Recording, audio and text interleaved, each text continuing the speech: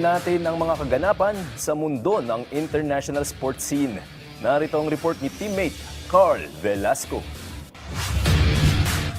Nakipagkasundo ang may-ari ng isa sa pinakamalaking sports team franchise, Los Angeles Lakers, the Boss family, upang ibenta ang majority ownership ng koponan sa TWG Global CEO and Chairman na si Mark Walter sa halagang papalo sa $10 bilyong.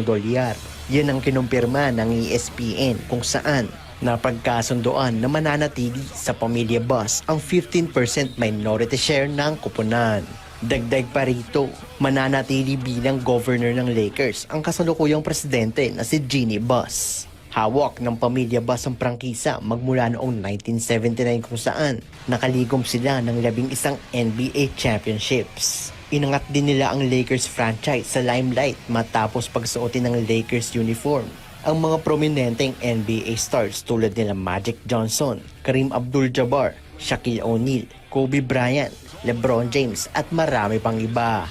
Sa iba pang balita, humingi ng tawad si former Las Vegas Raiders wide receiver Henry Ruggs III sa pamilya ng babaeng nasawi sa isang aksidente noong 2021 kung saan sangkot ang dating NFL player matapos itong mabangga ang sasakyan nito. Humingi ng dispensa ang former football pro sa pamilya ng nasawi na si Tina Tintor at sinabing sana'y makilala nila ang totoong Henry Ruggs. Ayon sa 26-year-old na si Ruggs, kung may pagkakataon lang na maibalik ang mga oras ay gagawin niya ito.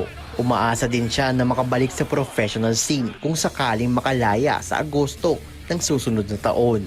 Huling naglaro si Ruggs para sa Las Vegas Raiders ng National Football Team. Nabighani ang mga Yankees fans matapos ang pagkanta ni renowned Filipina singer Lea Salonga nitong nakaraang Lunes. Kinanta ng Tony Award-winning performer ang pambansang awit ng Estados Unidos na Star Spangled Banner sa laro ng New York Yankees kontra sa Los Angeles Angels. Pinuri ng ilang fans ang rendition ng Miss Saigon Star at sinabing walang kahirap-hirap ang pagkanta nito sa kanilang national anthem. Carl Velasco para sa Pambansang TV sa Bagong Pilipinas.